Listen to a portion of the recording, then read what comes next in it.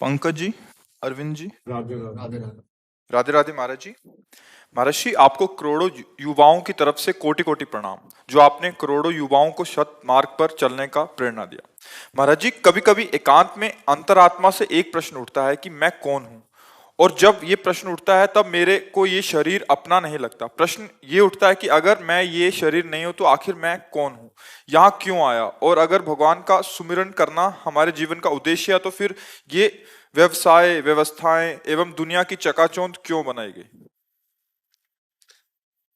पहली बात तो धन्यवाद है आप लोगों का कि आप बात मान रहे हैं।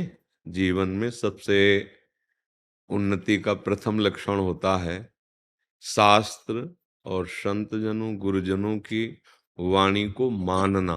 सबसे बड़ी बात होती है, क्योंकि जीवन का जो परिवर्तन होता है, या तो असत वार्ता से तो कुमार्गगामी, और सत वार्ता से तो सन्मार्गगामी। दोनों में वार्ता ही प्रधान होती है। जब हम गंदा संग करते हैं तो दुर्गति हो जाती है, अच्छा संग करते हैं तो सदगति हो जाती है। तो उसमें प्रधानता आपकी हुई, इसलिए सबसे बड़े धन्यवाद के पात्र वो सब हैं जो बात मान रहे हैं। और दूसरी बात, ये जो बात हृदय में आती है कि मैं कौन हूं, पढ़ के ही सही, सुन के ही सही, पर ये बहुत बढ़िया बात है, क्योंकि अपना परिचय मिला नहीं, पूरा जीवन व्यतीत हो गया, तो हम दूसरे का परिचय क्या जानेंगे या भगवान का परिचय क्या जानेंगे। जैसे लोग कहते हैं ना कि भगवान को तो हमने देखा नहीं, तुम कैसे विश्वास करेंगे भगवान है। तो क्या आपने अपने को देखा है क्या?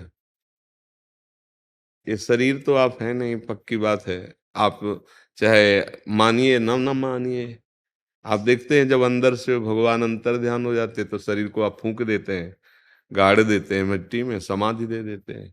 इससे कोई प्यार नहीं करता है, वो केवल माया के कारण ऐसा लगता है कि ये प्यारा है, वस्तुतः कोई प्यार नहीं करता। और जब प्यारा अंतर ध्यान हो जाता है तो इसका कोई आदर नहीं होता शरीर का। इसका हम जो भगवान के अंश हैं, परमात्मा के अंश हैं, चिदानंद, जितना कुछ तुम्हें दिखाई दे रहा है, सुनाई दे रहा है, सोच समझ में आ रहा है, ये सब मायाकृत है।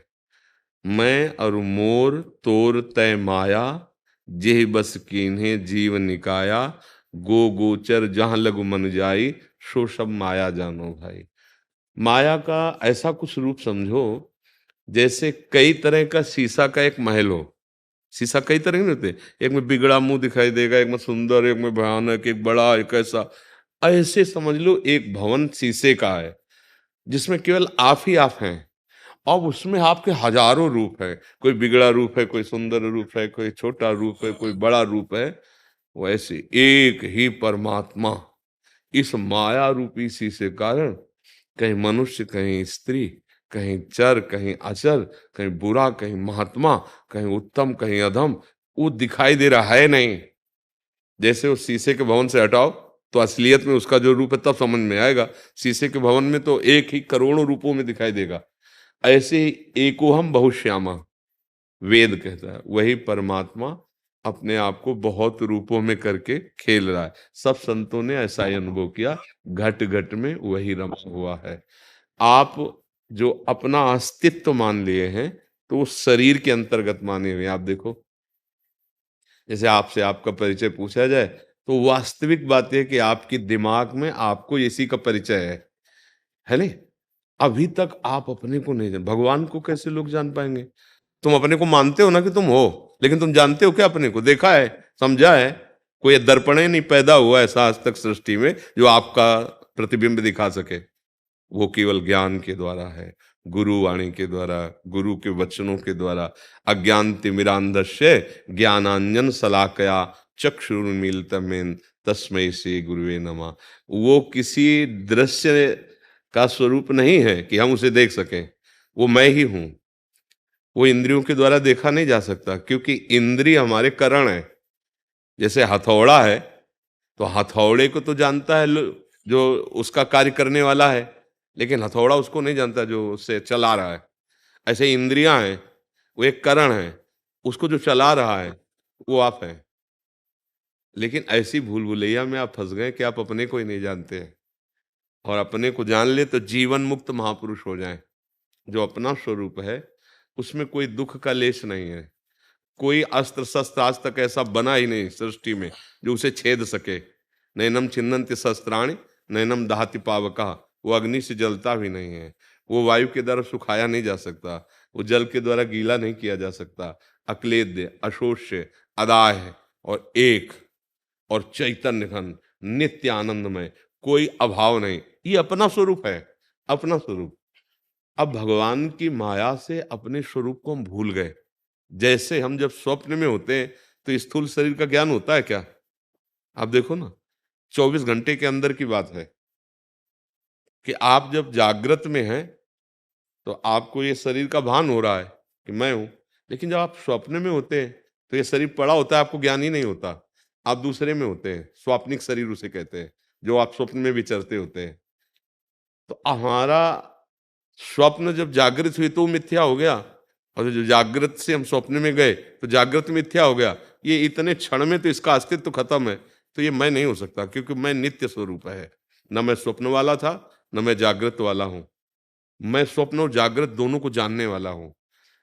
अब जब भजन किया जाता है गुरु कृपा से, साधन मार्ग में चला जाता है, तो हमारा मन बुद्धि ये निर्मल होता है, अभी मलिन है।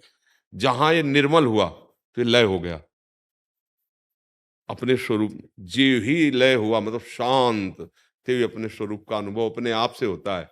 इंद्रियों से नहीं होता, मन से नहीं होता, अपने आप से अपने स्वरूप का बोध होता है। वो बड़ा कठिन मार्ग है करना। तो हम जो भी हैं, जैसे भी हैं, पहले स्वीकार करते हैं भगवान के हैं। ये शरीर, ये मन, ये इंद्रियां, जितना प्रपंच माया करते हैं वो भगवान को समर्पित कर देते हैं। तो भगवान की कृपा से हम जान जाएंगे। सोई जाने जे देव जनाई, जानत तुम्हें तुम्हें हो जाए।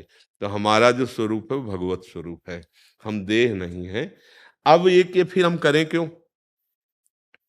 तो देखो, हम कर्म में ही फंस गए हैं और कर्म से ही अब मुक्त होना होगा। कांटा लगेगा तो कांटे जैसी आकृति वाले से ही कांटा निकाला जा सकता है। ये नहीं कि उसको हम चाकू से निकालें। कांटा लगा तो सुई या कांटा। हम कर्म में फंस गए, बहुत जन्मों से ऐसे कर्म करते चले आए जिसके परिणाम स्वरूप हम अपने स्वरूप को भूल गए, भगवान को भूल गए। अब हमको उस कर्म के द्वारा ही बंधन से मुक्त होना होगा। तो माता पिता की सेवा, समाज की सेवा, संतों की सेवा, पशु पक्षियों की सेवा, इस शरीर से जो मलिन कर्म हुए हैं वो नष्ट हो जाएंगे।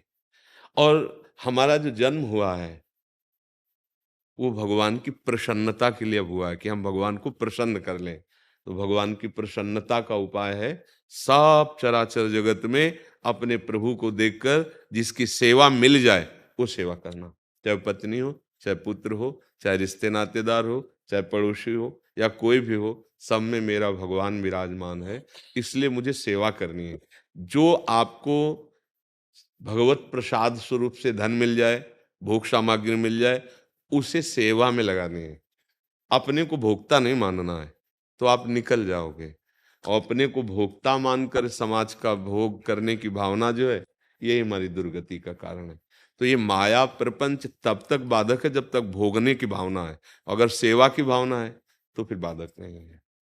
भगवान को कोई कर्म करना नहीं है, लेकिन वो भी जब अवतार लेते हैं तो आप देखो चरित्र पढ़कर भगवान सारे कार्य करते हैं ना, क्योंकि भगवान को तो कुछ प्राप्त करना नहीं है, वो तो सब कुछ वही है, पर वो करते हैं ना कर्म।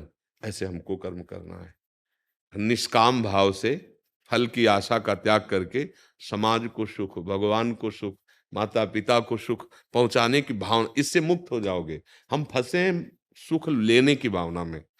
हमसे जितनी गलतियां आज तक हुई हैं या आगे होंगी, उस सुख लेने की भावना में ही। आप देखो, पकड़ो इस बात को, कोई भी पाप होता है सुख लेने की भावना से होता है।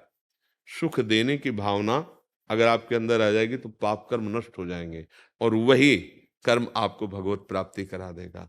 बस हम भगवान की आज्ञा के अनुसार चलें, अर्थात जो शास्त्र हैं, संत जन हैं, उनकी आज्ञा के अनुसार चलें। मनमानी आचरण छोड़ दें तो इस बंधन से मुक्त हो जाएंगे।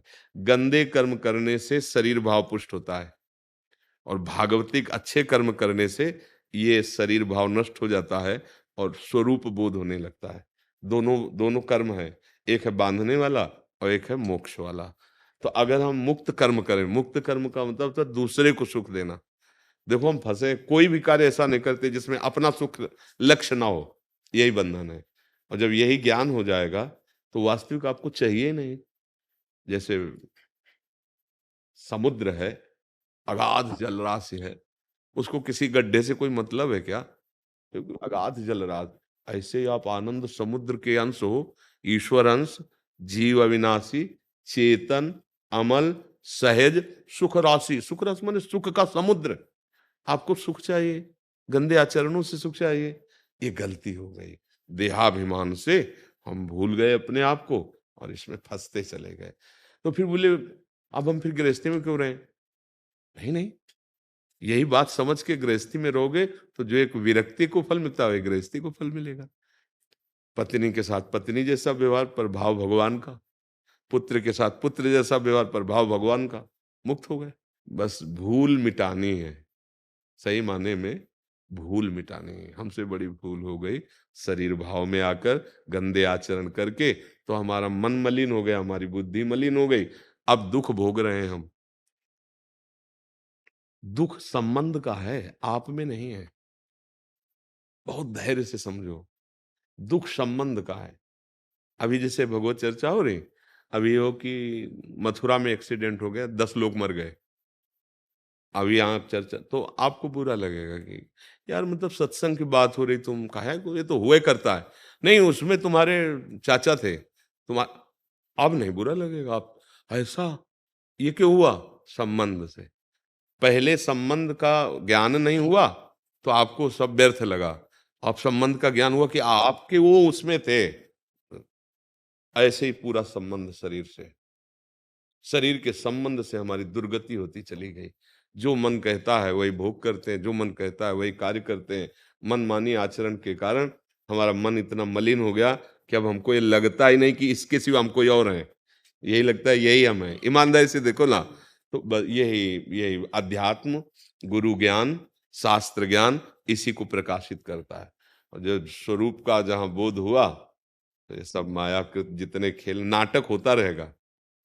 अब नाटक होगा, अब सही नहीं होगा। अभी सही, आप नाटक को सही मान रहे हैं, नहीं मान रहे। आप अपने पुरुष मान रहे हैं, अपनी स्त्री मान रहे हैं, आप नाटक है माया का। फिर वो ज्ञानी महात्मा नाटक को नाटक की तरह करता है। गुरु पद में बैठा है तो शिष्यों से शिष्य जैसा बर्ताव, परिवार में तो परिवार, गृहस्थ में तो परिवार, पर वो किसी का कुछ नहीं समझ रहा है। ये केवल माया का नाटक। जैसे आपने कहा फिर रुचि क्यों? क्योंकि असली ज्ञान नहीं है, इसलिए आपको लगता है। आपको केवल स्वांग करना है। स्वांग में कोई नहीं फंसता है, फंसता है जब स्वांग भूल जाता है। नाटक में कोई स्वांग दिया जाता है, फंसता है क्या कोई? ना उसे उस समय जो उसको रोल मिलता है, स्वांग स्वांग मिलता है, वो करता है। पर वो ऐसा होता नहीं है, वो जानता है अर्थ के लिए स्वांग कर रहे हैं। ऐसे ही हम कर्मों में बंध गए, अब हमें स्वांग मिला है, हम उसको अच्छी तरह निभाएं तो हम जो प्रभु हैं वो इस स्वांग से मुक्त कर देंगे, माया के नाटक से मुक्त कर देंगे। कर्म करना बहुत जरूरी है। बिना कर्म किए नहीं, एक क्षण भी नहीं रह सकते आप। अब मान लो हाथ पैर बांध के ऐसे बैठ जाओ, तो कर्म केवल शरीर से थोड़ी होते हैं, अंदर से शुरू है। तो हम सत्कर्म करें। दूसरों को सुख पहुंचाने जैसा कोई परम तप या धर्म नहीं है। परहित सरिस धर्म नहीं भाई। हम फंस गए सुसुखवान। जितने बड़े बड़े पाप कर रहे हैं लोग, केवल सुसुख वांछा, सुसुख माने मैं सुख भोग लूं इससे। तो देखो कैसे राक्षस हो गए लोगों की बुद्धि। हर जगह, चाहे खान पान में देखो, चाहे क्रियाओं में देखो, केवल राक्षसपना, केवल कुछ अर्थ के लिए किसी को भी मार देना, एक इंद्री के भोग के लिए किसी को भी जला देना, मार देना। मतलब आप देखो कैसी स्थिति होती चली जा रही। राक्षस भाव, जैसे बुरा लगेगा, मांस खाना जो है ना, और व्यभिचार करना, हिंसा करना, धन लूटना, ये क्या है? राक्षस हो गया ना। कैसे हुआ? सुख की चाह से। और यद्यप उसको सुख नहीं चाहिए, वो सुख राशि है, पर अपने को भूलकर शरीर भाव में आ गया, इसलिए ऐसे। समझ पा रहे हैं?